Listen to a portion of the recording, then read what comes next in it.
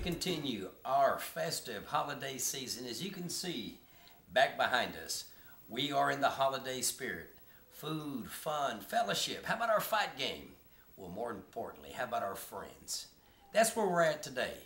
We're in Princeton, Texas right now at the home of Joby Gaytan. As you can see him here, I want to wish you happy holiday season, Merry Christmas. Joby. Merry Christmas to you and your family here. You have a beautiful home, and I tell you what, the warmth that I feel here only tells me the warmth that is in your heart. Most of you may not know who this man is. Some of you may. But to make no mistake, I want to make sure that we know who we're with today. And that is Joby Gaytan, the head coach for the Knuckle Up Boxing Club. We're in his home for one reason, for a profile. I met Joby, what is it, 2 or 3 years ago, I think, something like that. Yes, sir. And I know at that time, it was a kindred spirit.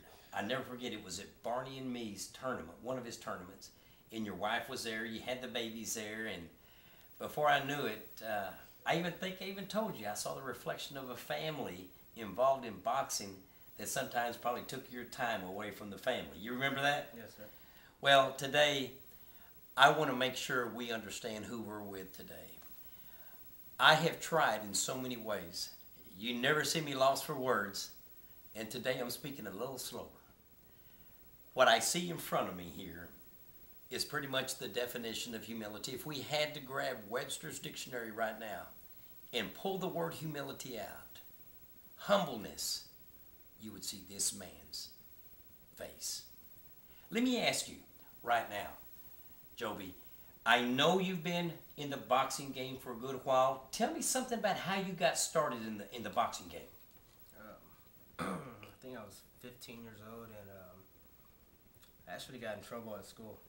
I got into a fight, and my dad came home and got me, and took me straight to the boys club, the Salvation Army in Houston, and said, if you're going to fight, you're going to box.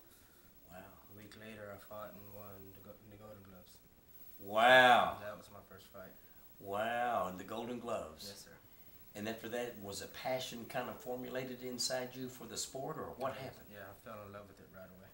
Did you? Yes, sir. Let me ask you, any accomplishments? I mean, how many bouts did you have roughly as an amateur?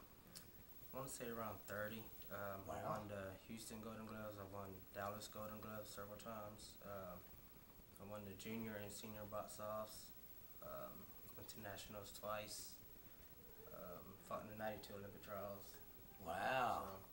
So, See, ladies and gentlemen, I tell you what, I didn't even know all that information. I hope you're able to see what we have when you see this man walking, what he's about.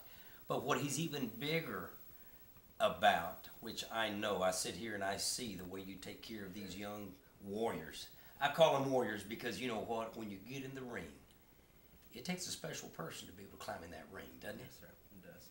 It takes a lot of confidence. I tell you what, it takes a lot of guts. I'm going to cut to the chase. I'm going to say it takes a lot of guts, hand to hand. Tell me, how do you deal with that with these young warriors, these young kids?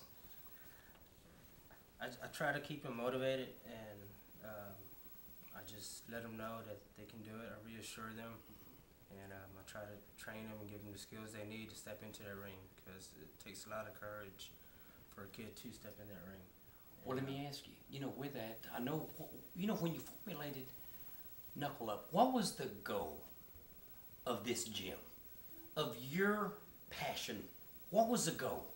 My goal was to share the passion that I have and share it with others, whether they competed or not. I just wanted to share it, that's all. That was my goal, to share boxing.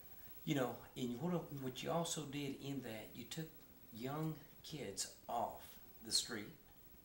You also build some basic lifelong characteristics of tenacity. I mean, I always get that word tenacity. That's a will to never quit. And I know that's what you have. How do you impart that? How do you convey that to the kids? I guess you just answered that question. I try to be an example. I let them know that they can be greater and go beyond just boxing and be successful in life. Wow. I try to use myself as an example for them. Uh-huh. And just try to set the tempo with them. Well, I caught something on what you just said, go beyond boxing. Are you talking about maybe even, I know the physical part is what you're addressing, and then probably some of the mental part. Are you talking about some of the spiritual part also? Yes, I mean, I'm a firm believer in God. Everyone knows that. I try to tell them, I try to lead them in the right direction. I may not say the right thing all the time. I'm not perfect, but I try. I think the definition of being a Christian is probably not perfect, but forgiven. Yes, sir. Is that probably, you know, as we start closing down this profile, I just want to reflect on a verse that you have on the back of your shirt, and that is taken from Psalms 144:1, and that is, "Blessed be the Lord my rock, who trains my hands for war and my fingers for battle." I know if we want to take it literally, we're not really talking about fight itself, but the challenges of life. I think that you know that these young kids are going to be up against, whether it is physical or whether it is spiritual. I think that's what you want to impart. Yes, sir. Is that it? Yes, sir.